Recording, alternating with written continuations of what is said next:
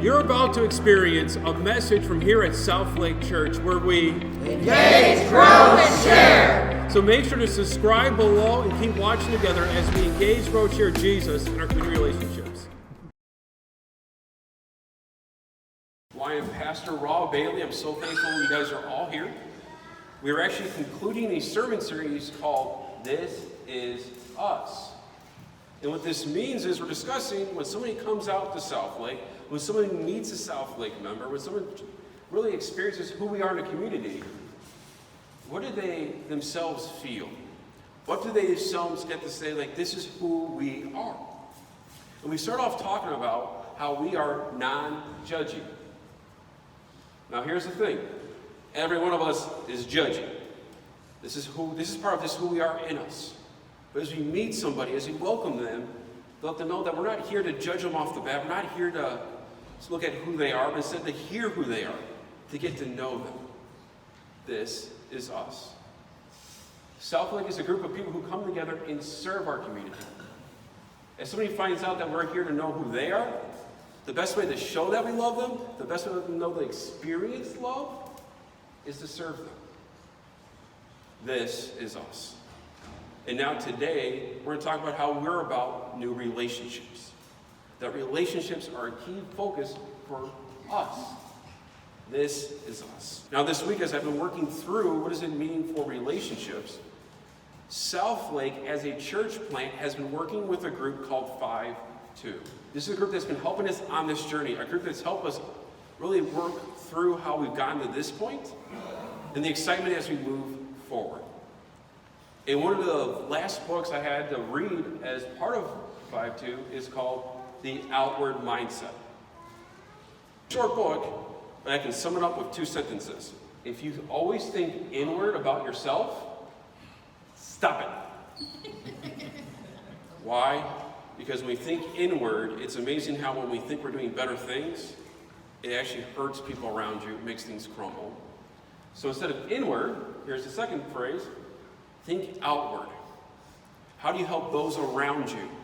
How do you help those that are making decisions that are outside of who you are? It's amazing how that actually affects not just the people around you, but also you. Does anybody here like sharing their toys? Anybody in the back? No? You like sharing your toys with your little sister? No? Does anybody like sharing their toys? Josh, you actually like to share your toys? Hold on. Here at South Lake, we have crosses we give to people, a reminder how we have relationships. You get a cross. I'm just going to walk over here real quick. I was not somebody who shared his toys. So when we talk about sharing toys, so why don't we share our toys? Why don't we do it? Somebody's going to break them. Somebody's going to break them? So you're scared? Why else? Oh, not return them? What else? Why do we not like sharing our toys? Jim, thank you. I always can count on you. You're selfish. You're probably the most selfish person I've ever met. But no, the reason I bring that up is because the reason why it's a struggle to share is because we think about ourselves. And think about all the answers why we don't share. Because we're thinking about inwardly how this will affect us if we don't get it back, if it gets damaged. By the way, I know I'm saying toys, but how many of us can think of our own power tools? Or maybe some of our crafts? Or maybe some of our favorite hobbies that we have? We don't like to give it out to other people because you don't know how it's going to return. I was talking to somebody last night, they borrowed a buddy's truck who just bought it, and they gouged out the undercarriage there. Yeah. On the bed, sorry, not undercarriage, on the bed, yeah. When you give out things, it doesn't always come back. But what happens, like Josh, when you have an outward focus and do give your toys out, what tends to happen? Potentially. What gets built when you let your neighbors borrow your power tools or need something, even if it's some sugar? Trust. They seem to trust you. What else happens when you give something outward? Get to know them. A relationship forms probably. Most likely. Not always, yes. Any other benefits of sharing our tools or toys or anything else? Yes. They might let you use theirs. So in case maybe you need something, you might be able to go back to them. But here's the key thing with this idea of thinking outward. If we're expecting something to get in return for being outward, what are we really still thinking? Selfish. You're still inward. So, and that's a struggle I think we all face. I think we do this on a daily basis. So when we talk about relationships here at Southlake, yes, I want everybody to meet new people. Absolutely. If I don't know you, I want to know you. But the question is, where's my heart and my head in that relationship? Am I worried about how you are doing? Am I worried how things are going for you? Or am I just thankful you're showing up so I can feel good as a pastor? Or here's a harder one for me. So I like to have all the answers. I like to fix everything. So if I have a relationship with you and I'm hearing how you're doing, I might not actually be listening to you, but trying to figure out how to solve the problem I heard you in the first maybe 3 words. Is that outwardly being with that person, or is that an inward focus? Inward. So that's a struggle that I have, that people are hitting me and reminding me not to do. But that's something we all, I would say we all struggle in different ways. So yes, relationships are so important, but if our head and our heart is still inward, we're missing the boat. No matter how many relationships that we have. And Jesus has been working with the disciples and all the different people, calling out not just your actions, but your heart. And that's where our reading today helps work through this. Now I'll tell you, for most of my life, I've struggled with this reading. In fact, it really took being here and working and seeing what's happening here at Southlake to better understand what's going on. Our reading today comes from Acts chapter 4. I got some extra bonus material, so for those with the app, you can follow along with me. And what's happening here is the church is starting. The church, the beginning of the church. They're in Jerusalem. They're coming together. People are being baptized by the 1,000. People are joining. What do? How do you gather together? And as a church plant, what kind of resources do we have? What kind of finances do we have? Like, these are the questions that we start thinking. I can tell you they were thinking the same thing.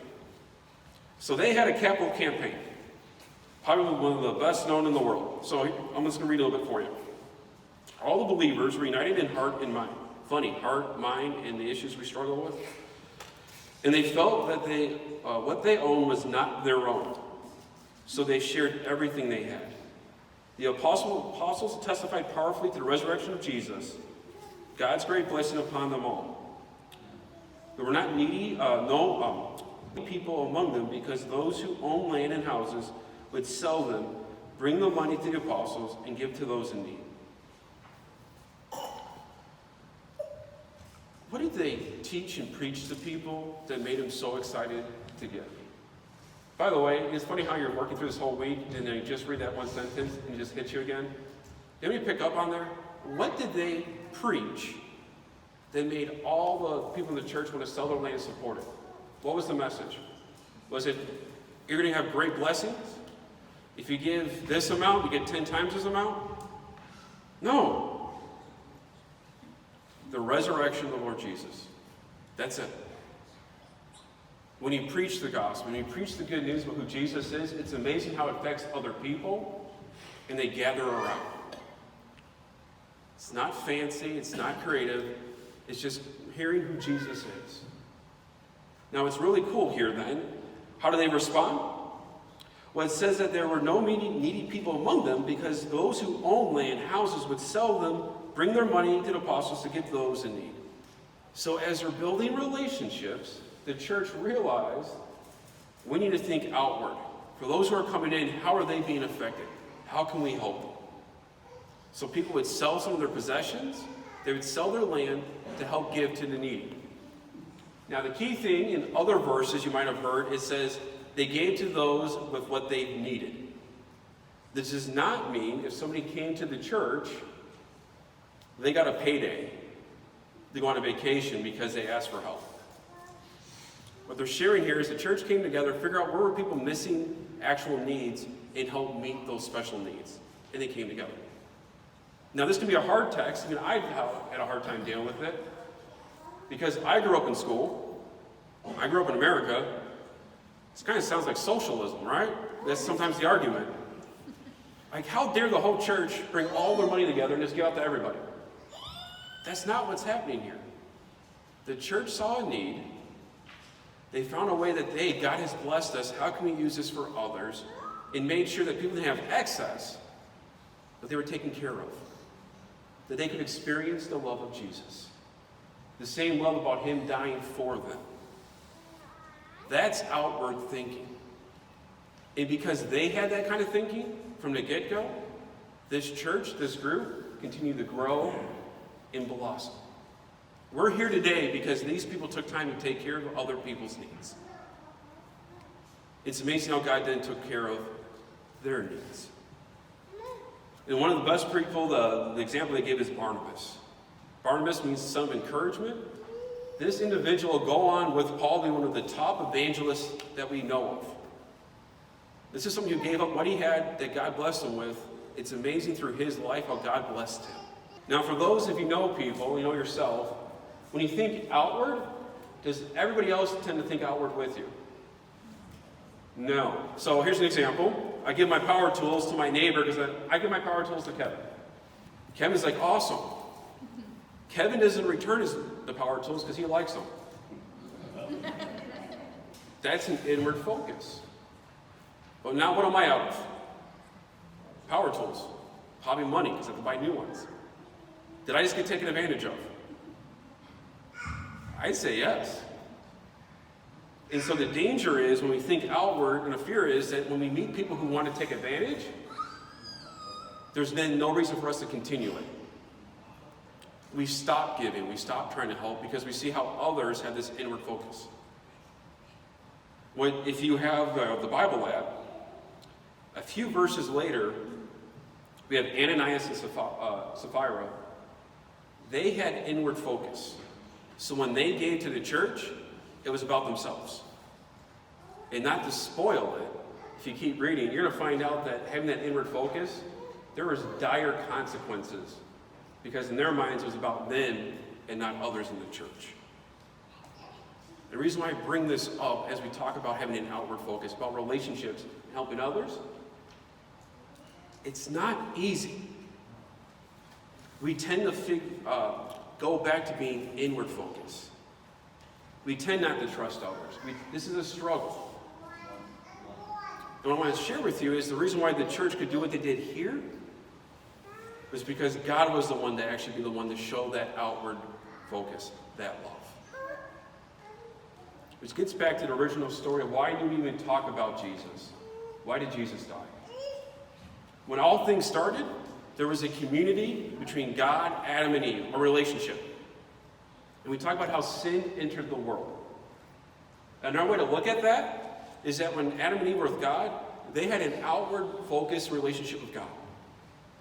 They can talk to him back and forth. Their heads were up high, worshiping him. Unless he was walking the garden, they were face to face. But they were together. But when sin entered the world, guess what their focus was on? Themselves. One of the best ways to explain sin and brokenness is instead of an outward going towards God, inward into ourselves. And there's been pain, suffering, destruction since then. So the only person that can really help us stop being inward and go back to outward, it's not us. It's not a special book to help you work through yourself. It's not your friends that can really make you understand the importance of an outward focus. It's God. God had to deal with it. God had to come down to help us understand what his outward looked like. And how he did that? He came down with his son. And through Jesus' life, with his teachings, why we were walking through the last couple of weeks, is calling out the people what really matters. It starts here and here. It's for all people, not just yourself. And that message of who he is as God, he died for that. And a lot of people ask, why would God do such a thing? Why would he do that to himself? Well, the answer is, if he didn't want to, and just ignore that, God would have been himself having that inward focus. Because he doesn't have to do things like that. Instead, he experienced that death, that resurrection, because he had an outward focus for all of us sitting here, but also for your neighbor and for those people we see in our walks of life. The love of God, his death and resurrection, that's God having an outward focus.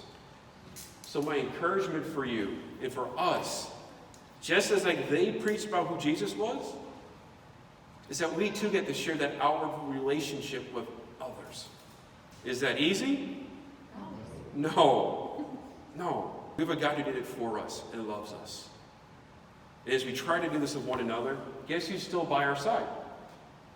He is. That's a lot better than having me by your side, trust me.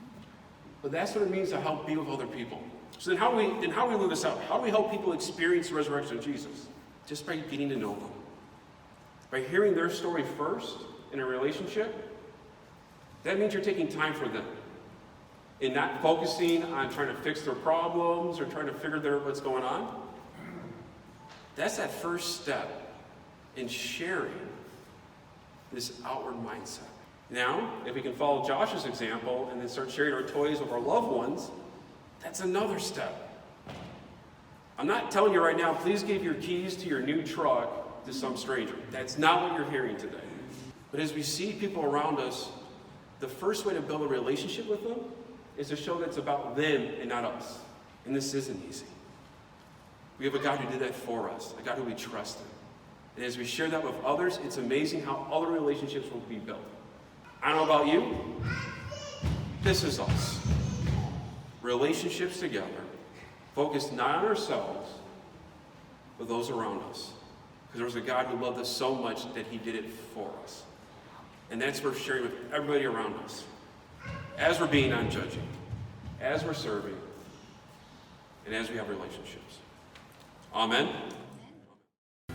Thank you so much for taking time to experience a message here at Southlake. If you have time, make sure to subscribe right over here, but also check out other videos that are down right over here. Again, the Lord bless you this week, and thank you for checking out Southlake Church, where we Engage, grow, and share.